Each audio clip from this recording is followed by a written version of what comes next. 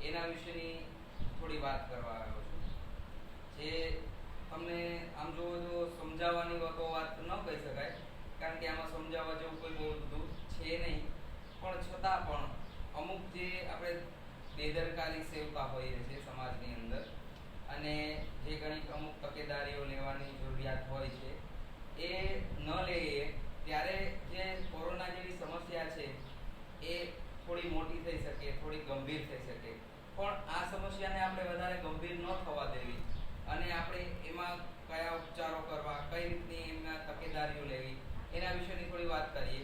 અને એક સાયકોલોજીસ્ટ હોવાના નાતે જે કોરોનાની એક માનસિક ઇફેક્ટ થાય છે, માનસિક જે અસર થાય છે એના વિશેની જો હું વાત કરવા જાઉં તો કોરોના આપણે નાના મોટા જેમ કે પહેલા કહેવાયું એમ બધા પરિચિત હોઈએ છીએ. તો કોરોના શું છે? કોરોના આપણે એમ કહેવાય છે કે ભાઈ એક શ્વાસની ગંભીર બીમારી છે કે જે ધીરે ધીરે વધતા વ્યક્તિ મૃત્યુ સુધી પણ પહોંચી શકે છે. તો તેને આપણે સરકારશ્રીના આદેશ અનુસાર જે 21 દિવસનું લોકડાઉન થયું છે, જે આજે વિશ્વના એમ માનો ને કે 204 દેશો જેટલા આ રોગથી ગ્રસ્ત થયેલા જોવા મળે છે. તો જ્યારે વિશ્વ કોરોના માટે સંક્રમિત થાય અને ચિંતા સેવતું હોય તો આપણી એક ભારતના નાગરિક પ્રત્યેની જે ફરજ આવે છે એને આપણે શું કરવું જોઈએ? તો પહેલી વસ્તુ તો એ કે જે ગાઈડલાઈન છે WHO ની એના મુતાબિક આપણે હેન્ડવોશ કરવું જોઈએ, એટલે કે હાથ સાફ કરવા જોઈએ. આલ્કોહોલ બેઝ સેનિટાઈઝરનો ઉપયોગ કરવો જોઈએ. સાબુથી વારંવાર હાથ ધોવા જોઈએ. અને બહાર જો આપણે ક્યાંય જરૂરિયાત હોય તો જ નીકળવું, અને જો જરૂરિયાત ન હોય તો ઘરની બહાર ન નીકળવું જોઈએ. અને સોશિયલ ડિસ્ટન્સ એટલે કે આપણે એકબીજાથી બને તેટલા ડિસ્ટન્સ દૂર રહીએ અને કોરોનાને આપણે આગળ વધતો અટકાવી શકીએ. વારંવાર આપણો હેન્ડવોશ કરવાથી આ જમ્સ આપણા હાથ પરથી અથવા આપણા કપડા પરથી નાશ પામે છે. એટલે જ્યારે પણ આપણે ક્યારેય બહાર જઈને આવ્યા હોય ત્યારે આપણે ઘરમાં આવીએ એટલે પહેલાં આપણે બાથરૂમમાં જઈને હાથ પગ અને ધોઈ વ્યવસ્થિત અને પછી જ ઘરમાં આવવું જોઈએ, અને આપણે યોગ્ય પગલાં આ રીતે લઈ શકીએ છીએ. બીજી આપણે કેટલીક વાત કરીએ તો એની અંદર એવું છે કે જ્યારે કોરોનાને કારણે 21 દિવસનું લોકડાઉન થયેલું છે, જેમાં ઘણા લોકો સહકાર આપે છે અને ઘણા લોકો સહકાર નથી પણ આપતા. જે લોકો આપે છે એના માટે હું એમ કહું છું કે બહુ સારી બાબત છે, સહકાર આપવો જોઈએ. કારણ કે આ કોઈ એક બે વ્યક્તિની જિંદગીનો સવાલ નથી, દરેક વ્યક્તિ આનાથી અસર પામે છે. એટલે દરેક વ્યક્તિના જીવન માટે જો સંકટરૂપ ન થવું હોય તો આપણે આના માટે સહકાર ચોક્કસથી આપવો જોઈએ. અને બીજી બાબત જો વાત કરીએ તો જ્યારે 21 દિવસનું લોકડાઉન થયેલું છે ત્યારે દરેક વ્યક્તિની જિંદગી આમાં કાંઈક ને કાંઈક થોડે ઘણે અંશે અસર પામી હોય છે. કેટલાક ગરીબ લોકો જે દરરોજનું કરીને દરરોજ ખાતા હોય છે એવા લોકોની જિંદગી અસર પામી હોય છે. પછી અમુક એવી બાબત છે કે અમુક લોકોને ઘરની બહાર જવું જ હોય છે ગમે તે ભોગે, તો એ લોકો, પછી આપણે જોઈએ છીએ કે ભાઈ મેડિકલ સ્ટાફ છે, નર્સિંગ સ્ટાફ છે, ડૉક્ટર્સ છે, પોલીસ સ્ટાફ છે, આ બધા ખડે પગે પોતાની સતત ડ્યુટી આપી રહી છે. ત્યારે એ લોકોને જે માનસિક સંકળામણ અનુભવે છે, એક ગંભીરતા જે દખાવે છે એ લોકો, એને ઘણી બધી સમસ્યાઓ હોઈ શકે છે.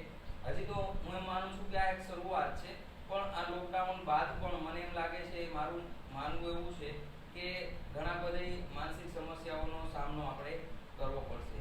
કારણ કે ઘણી વખત ચિંતા, હતાશા, એન્ઝાઇટી, ડિપ્રેશન, આવા બધી સમસ્યાઓનો આપણે ફેસ કરવું પડશે.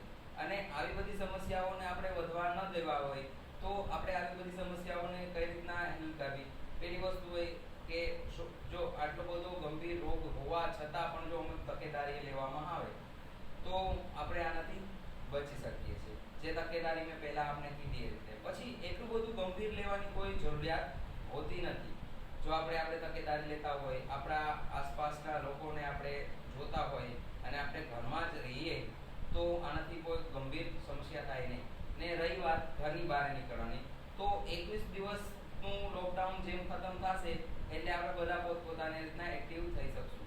ને ત્યાં સુધી આપણે જસ્ટ ઘરની અંદર રહી અને આપણે શું કરવાનું છે, આપણી એક્ટિવિટીઝ જે છે, સારી બુક રીડિંગ કરો, સારું એન્ટરટેનમેન્ટ કરો, મોબાઈલ ફોનનો સારો ઉપયોગ કરો, મ્યુઝિક સાંભળો, ઘરની અંદર બીજી એક્ટિવિટીઝ હોય, ઘરની સફાઈ કરી શકો, ટીવી ઉપર સારા સારા પ્રોગ્રામ્સ જોઈ શકો. આવી બધી એક્ટિવ કરી અને તમારા માઇન્ડને તમે એકદમ ફૂલફિલ કરી શકો અને એકદમ હેપી પણ રહી શકો. અને તમને એક ફેમિલી જોડે રહેવાનો જે આ મોકો આપ્યો છે સરકારે, તો એનો ફાયદો ઉઠાવો અને એકબીજાની લાગણીઓને સમજો, એકબીજાના નજીક આવો અને જે સરકાર આપણા માટે કરી રહી છે એને સહકાર આપો. બરોબર? તો આ મારી અમુક જે વાતો હતી તે તમારી સમક્ષ પહોંચાડવા માટે મારે આ વિડીયો બનાવવો પડ્યો હતો કે ભાઈ આનાથી જે માનસિક સમસ્યાઓ ન થાય, અને જો થાય તો તેના માટે આપણે શું કરી શકીએ કે ભાઈ આવા લક્ષણો છે, ડિપ્રેશનના લક્ષણો છે, ચિંતાના રોગના લક્ષણો છે, આપણે ફોબિયા હોઈ શકે, ઘણી વખત ફોબિયા પણ થઈ જાય તો ફોબિયાના લક્ષણો છે. તો આના માટે સરકારશ્રીએ હેલ્પલાઇન સ્ટાર્ટ કરી છે 104 આરોગ્યની, ગુજરાત સરકાર માટે. તેને આપણે કોન્ટેક્ટ કરીએ અને આપણે ટેલિફોનિક કાઉન્સેલિંગ મેળવીએ. અને બીજી વસ્તુ કે એવું કોઈ છે કે ભાઈ કોઈ વ્યક્તિ ડિપ્રેશનમાં છે અથવા એવું કાંઈ છે, તો એને માટે એવા પગલાઓ પણ લેવામાં આવે છે કે એને ડિપ્રેશનમાંથી બહાર લઈ આવવામાં આવે, તો એનું ટેલિફોનિક કાઉન્સેલિંગ થાય. હું ખુદ કાલે એક શેલ્ટર હોમની અંદર જઈને આવ્યો છું. મેં જોયા ત્યાં અમુક લોકો ડિપ્રેસ થયેલી હાલતમાં છે, જેનું કાઉન્સેલિંગ મેં પણ કરેલું. અને હવે અગાઉ પણ ક્યારેય જો જરૂરિયાત જણાશે તો એમનું કાઉન્સેલિંગ કરવામાં આવશે. અને જો ટેલિફોનિક કાઉન્સેલિંગની જરૂરિયાત હોય તો મને પણ આ નંબર જે હું બોલું છું એના ઉપર તમે કોન્ટેક્ટ કરીને ગમે ત્યારે પણ ટેલિફોનિક કાઉન્સેલિંગ લઈ શકો છો. મારા નંબર છે 99 98 63 42 15. ફરીથી એક વખત રિપીટ કરી દો, 99 98 63 42 15. આ નંબર ઉપર તમે મને ફોન કરી શકો છો, જેનાથી તમને જો કોઈ પણ સમસ્યા હોય માનસિક રોગને લગતી, અથવા માનસિક ડિપ્રેશન હોય, એન્ઝાયટી હોય, ફોબિયા હોય, તો એનું તમને ફ્રી ઓફ કોસ્ટ હું કાઉન્સેલિંગ કરી આપીશ. બરોબર છે? એટલે ક્યારેય પણ આ સમસ્યા વધે નહીં એની દરકાર લો અને ઘરમાં રહો અને સુરક્ષિત રહો. ધન્યવાદ.